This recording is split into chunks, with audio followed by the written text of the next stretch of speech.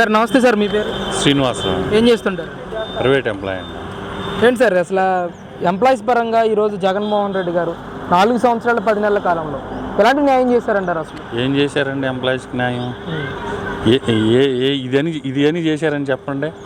ట్యాక్స్లు పెరిగినాయి, living cost పెరిగింది, రోడ్లు బాగోలేదు, న్యూ ఎంప్లాయ్మెంట్ క్రియేషన్ లేదు, ఉన్న ఎంప్లాయ్మెంట్ పోయింది, ఉన్న పరిశ్రమలన్నీ తరలిపోయినాయి. ఇంక ఎంప్లాయ్మెంట్ ఏం క్రియేట్ చేశారు? క్రియేట్ చేసింది ఏం లేదు కదా. కొత్తగా క్రియేట్ చేసినప్పుడు, ఎంప్లాయ్మెంట్ క్రియేట్ చేయనప్పుడు ఈ కొత్తగా చదువుకోవడానికి వచ్చిన వాళ్ళు వీళ్ళ పరిస్థితి ఏంటండి? వేరే స్టేట్స్కి వెళ్ళిపోతున్నారు. ఈ స్టేట్లో ఏం లేనప్పుడు ఏమవుతుంది? వేరే స్టేట్స్కి వెళ్ళిపోతున్నారు. ఇది ఎంతకాలం చెప్పండి. అసలు పరిశ్రమలు వెళ్ళిపోవడానికి కారణం ఏంటంటారు సార్? పరిశ్రమలు ఏమందంటే, వచ్చిన పరిశ్రమల్లో షేరింగ్ అడుగుతున్నారు, వాటాలు అడుగుతున్నారు, బెదిరిస్తున్నారు. వాళ్ళు ఇచ్చేవరకు ఇవ్వకపోతే వాళ్ళని బెదిరించేసరికి వాళ్ళు పారిపోతున్నారు. ఇప్పుడు ఎందుకు వెళ్ళిపోయింది? అది ఏ పార్టీ అవ్వచ్చు, ఏ పార్టీ సానుభూతి అనవచ్చు, ఎవరైనా పరిశ్రమ పెడితే 4 ఎంప్లాయ్మెంట్ వస్తుంది. ఆ ఎంప్లాయ్మెంట్నే లేకుండా క్లియర్ చేస్తున్నారు. ఈనేసే 10,000 15,000తో ఏమన్నా సంవత్సరం మొత్తం గడిచిద్దా? గడవదు కదా. ఏ గవర్నమెంట్ కూడా దానివల్ల జీవితాంతం గడపలేదు కదా. ఇప్పుడు ఎంప్లాయ్మెంట్ క్రియేట్ చేస్తేనే కదా. ఇప్పుడు ఒక ఫ్యామిలీలో ఒక ఎంప్లాయీ వచ్చాడు అనుకోండి, ఆ ఫ్యామిలీ మొత్తం నడిచింది సాఫీగా. ఈనేసి ఎంప్లాయీ లేకుండా ఇచ్చేసే 10,000తో సంవత్సరం మొత్తం ఫ్యామిలీ నడవదు కదా. అది మెయిన్ కాజ్ అండి. అది అంటే దావోస్ వెళ్ళి రావడం కానీ, ఆ తర్వాత విశాఖపట్నంలో గ్లోబల్ సమ్మిట్ తర్వాత కానీ, మన ఇన్వెస్టర్స్ సదస్సులో కానీ మాట్లాడుతూ ఉన్నారు. 13 లక్షల కోట్ల రూపాయలు పెట్టుబడులు పెట్టే వాటితో ఎంపీలు చేస్తారు. ఏవి అండి 13 లక్షల కోట్లు? ఏవి 13 లక్షలు? ఇప్పుడు చంద్రబాబు నాయుడు గారి హయాంలో పెట్టిన పరిశ్రమలు కనపడుతున్నాయి. Kia, Hero Honda, Tata, Kobelco, Hero, ఇవన్నీ పరిశ్రమలు కనపడుతున్నాయండి. ఈయన హయాంలో వచ్చిన పరిశ్రమలు ఏవి? ఈ పరిశ్రమ అని చెప్పండి ఓపెన్గా. ఉండ పరిశ్రమ పోయిందండి, అమరాన్ పోయింది.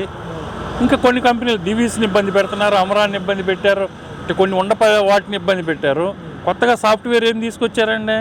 చంద్రబాబు నాయుడు గారి హయాంలో వైజాగ్ వచ్చింది, గన్నవరం వచ్చింది, మంగళగిరిలో వచ్చింది. ఇలా కొన్ని అంతా ఎంప్లాయ్మెంట్ క్రియేట్ అయింది. ఇప్పుడు గవర్నమెంట్ ఏంటంటే ఎంప్లాయ్మెంట్ క్రియేట్ చేయాలి, రెవెన్యూ పెంచుకోవాలి, రెవెన్యూ ద్వారా సంక్షేమం జరపాలి. అలా కాకుండా ఓన్లీ నేను సంక్షేమమే చేస్తా, అప్పులు చేసి సంక్షేమమే చేస్తా. ఏమవుతుంది? ఇల్లు ఎలా గొల్లయిద్దో రాష్ట్రం కూడా అలా గొల్లయిపోయిందండి. ఇంక దీనికి పరిష్కారం ఏంటండి? సార్ రాజధానుల విషయంలో జగన్మోహన్ రెడ్డి గారు తీసుకున్న నిర్ణయాలు ఎలా చూడొచ్చు అంటారు? మళ్ళీ ఇప్పుడు ఏముందంటే, ఏరు దాటినా తెప్పదగలేయటం అంటారు చూసారా, అదే పరిస్థితి అండి రాజధాని విషయంలో. ఇప్పుడు ఆయన ఏమన్నాడు? అపోజిషన్లో ఉన్నప్పుడు వ్యతిరేకించాడా? అమరావతి రాజధాని అన్నాడు కదా, వ్యతిరేకించలేదు కదా.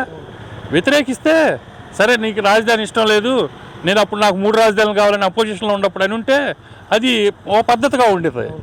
అపోజిషన్లో ఉన్నప్పుడు ఏముంది? నాకు 30,004 ఎకరాలు కాదు 50,000 ఎకరాలు కావాలని అన్న ఆయన రాజధాని మరి అధికారంలోకి రాగానే ఏమన్నాడు? 3 రాజధానులు అన్నాడు. సరే 3 రాజధానులు అన్నాడు, 3 రాజధానుల ప్రకారం ఏమైనా చేయగలిగాడా?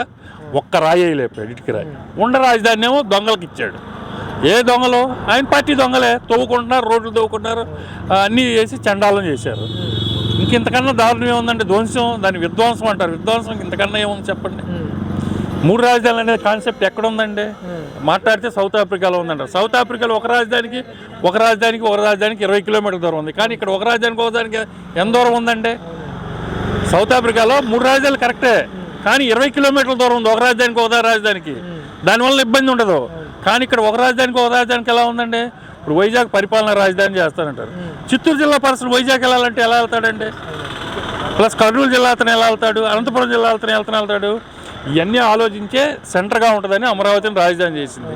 దీన్ని డెవలప్ చేయాల్సింది 1,00,000 కోట్లు అంటున్నాడు. మరి 1,00,000 కోట్లు అన్నాడు, 8 లక్షల కోట్లు అప్పు ఎట్టు చేశావు? 8 లక్షల కోట్లు ఏం డెవలప్ చేసావు?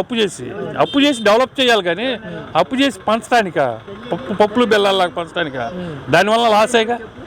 దానివల్ల ట్యాక్సులు కట్టేది. మళ్ళీ ఇప్పుడు బడ్జెట్లో 20,000 కోట్లు, అప్పుడు చంద్రబాబు నాయుడు గారి హయాంలో 20,000 కోట్లు కట్టే ట్యాక్స్ని ఇప్పుడు 40,000 కోట్లు కట్టాల్సి వస్తుంది. ట్యాక్సులు పెరగట్లా.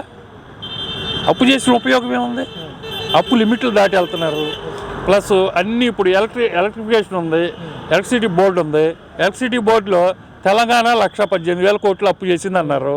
కానీ ఏపీ 1,28,000 కోట్లు అప్పు చేసిందిగా. ఏపీ 1,28,000 కోట్లు అప్పు చేసిందిగా. అప్పుడు కరెంట్ ఛార్జీలు చంద్రబాబు నాయుడు హయాంలో ఒకసారి పెంచితే పావలా పెంచితే గగ్గోలు పెట్టారు. నువ్వు 9 సార్లు పెంచావుగా. నేను ఏ విధంగా సమర్థించాలి? సరే అది ఒకటే అనుకుందాం. నువ్వు అసలు నువ్వు కోడికత్తి కేసు డ్రామా అని తెలుస్తుంది సాక్ష్యాలను బట్టి. మరి నీ బాబాయ్ హత్య కేసులో మీ ఇన్వాల్వ్మెంటే కనపడుతుంది, వేరే వాళ్ళ ఇన్వాల్వ్మెంట్ ఎవరు కనపడుతుంది? మరి ఇన్ని అరాచకాలు చేసి మీకు ఏ విధంగా ఓటు వేయాలండి? మామూలుగా ఏ విధంగా ఆలోచించే వ్యక్తి ఎవరో జగన్మోహన్ రెడ్డికి ఓటు వేయరండి. ఆలోచించే వ్యక్తి, కొంచెం జ్ఞానం ఉన్న వ్యక్తి జగన్మోహన్ రెడ్డికి వేయరండి.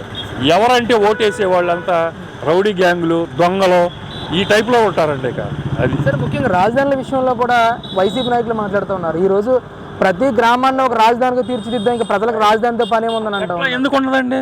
సచివాలయానికి వెళ్ళాల్సి వద్దా, అసెంబ్లీకి వెళ్ళాల్సి వద్దా, ప్లస్ అక్కడ ఉన్న మెయిన్ ముఖ్య పరిపాలనాటికి కొన్నిటికి వెళ్ళాల్సి వస్తుందా? వెళ్ళే వాళ్ళ పరిస్థితి ఏంటండి? అది ఆలోచించాలిగా. సెంటర్ అనేది ఉండాలి కదా, సెంటర్ అనేది ఉండాలి కదండి. ఇప్పుడు గుజరాత్ ఉంది, అహ్మదాబాద్ సెంటరు, ఇలా కొన్ని స్టేట్స్ ఉన్నాయి. అంటే సెంటరు లేకపోతే రెండో రాజధానిగా పెట్టుకున్నారు. కొన్ని శీతాకాల రాజధాని, వ్యవసాయకాల రాజధాని అని ఉన్నాయి. నీకేది కాన్సెప్ట్ ఏది అసలు? ఉన్న కాన్సెప్ట్నే సవ్యంగా లేదు. కర్నూలులో న్యాయ రాజధాని చేస్తున్నారు, దాని ఇంతవరకు ఇటుకేయలేదు. ఇక్కడ శాసన రాజధాని అన్నారు. మరి శాసన రాజధానికి 34,000 ఎకరాలు అవసరమా? 34,000 అవసరం కదా, అవసరం కాదు కదా. మరి అట్లా చేసి నువ్వు వాళ్ళు ఇచ్చిన పొలాన్ని 5 సంవత్సరాల్లో చదువు చేసి అదే విధంగా ఇవ్వగలిగావు, సర్వే చేసి అట్లా ఇవ్వలేకపోయావు. వైజాగ్ చేసావు, వైజాగ్ అన్నావు, వైజాగ్ ఏం చేసావు? వైజాగ్లో ఆక్యుపేషన్లు చేసావు. నువ్వు ఆక్రమించుకుని పొలాలు కొనుక్కొని నువ్వు దానిని డెవలప్ చేసుకుంటానని చూసావు తప్పితే ప్రజలకి ఏంది ఉపయోగం? నువ్వు 3 రాజధానుల వల్ల ప్రజలకి ఏం ఉపయోగం లేదు కదా. అది మెయిన్ అండి. సార్ ముఖ్యంగా 40 రోజుల్లో మన రాష్ట్రానికి సంబంధించి ఎలక్షన్ రాబోతూ ఉంది. ఈసారికి ఎవరికి పట్టం కట్టే అవకాశం ఉందండి? గ్యారంటీగా టీడీపీ, జనసేన కూటమి, బీజేపీ కూటమి విన్ అయిద్దండి. అది దరిదాపు నేను అనుకున్న 50% ఓట్ షేర్తో విన్ అవ్వచ్చు. ఇక ఇది ప్రతిపక్షమేనండి. 40 సీట్లలోపైన ఉంటారండి. విఘ్నత గల ఓటర్ ఎవడో ఓటు వేయరండి. విఘ్నత గల ఓటర్ ఎవరో వేయరండి. వేరే స్టేట్లో జనం నవ్వుకుంటున్నారండి. ఏపీని చూసి వేరే స్టేట్లో జనం నవ్వుకుంటున్నారు. మీరు ఒక కాన్సెప్ట్ లేని క్యాండిడేట్కి ఓటు వేసారని ఏపీ ప్రజల్ని పిచ్చాల కింద నవ్వుకుంటున్నారు వేరే స్టేట్లో. మీరు బెంగళూరు, చెన్నై వెళ్ళి చూడండి, ఎలా నవ్వుకుంటారో అలా నవ్వుకుంటారు ఏపీ ప్రజల్ని. అంటే ఈ విధంగా ఓటు విలువని తెలియకుండా ఓటేసి నష్టపోయిన ప్రజలకి ఏమైనా సానుభూతి తెలపాలి, అంతే కదా. సార్ ఆఖరిగా సిద్ధం సభలు చూసే ఉంటారు. ప్రతి సిద్ధం సభలో కూడా నేను 175 నియోజకవర్గాలు కానీ అలాగే 25 ఎంపీ స్థానాలు కానీ నన్ను గెలిపించండి అని చెప్పేసి జగన్మోహన్ రెడ్డి పదే అడుగుతూ ఉన్నారు. ఎలా చూడొచ్చు? ఏముందండి, పోయినసారి 25 గెలిపించమన్నారు, 22 ఇచ్చారు. ఏమైంది? 22 ఇస్తే ప్రత్యేక హోదా వచ్చిందా? నీ కేసుల కోసం సాగుపడ్డావు కానీ ప్రత్యేక హోదా కోసం నువ్వేమో సెంట్రల్ గవర్నమెంట్ అడిగింది లేదుగా. 25కి 22 వచ్చినా 151 ఎమ్మెల్యే సీట్లు ఇచ్చినా నువ్వు ప్రత్యేక హోదా ఏనాడు నువ్వు చేయలేదుగా. మరి అప్పుడు ప్రతిపక్షంలో ఉన్నప్పుడు రిజైన్ చేసి డ్రామాలు వేసావు. ఇప్పుడు ఎందుకు రిజైన్ చేసి డ్రామాలు వేయాలా? ఇప్పుడు నీ ఎమ్మెల్యేలు, ఎంపీలు రిజైన్ చేయిపోయా మొత్తం పూర్తిగా ఒక 6 నెలల ముందే రిజైన్ చేస్తే ప్రత్యేక హోదా వచ్చేదేమో. నువ్వు ట్రై చేయాల, నీ కేసుల కోసం నువ్వు మోకరిల్లావు, అంతేగాని దానివల్ల ఏమన్నా ఉపయోగం ఉందా? నీకు 25 కాదు, అన్ని సీట్లు ఇచ్చినా నీకు ఉపయోగం ఉండదు. నీ వల్ల స్టేట్కి ఏం ఉపయోగం ఉండదు. అది మెయిన్ అండి.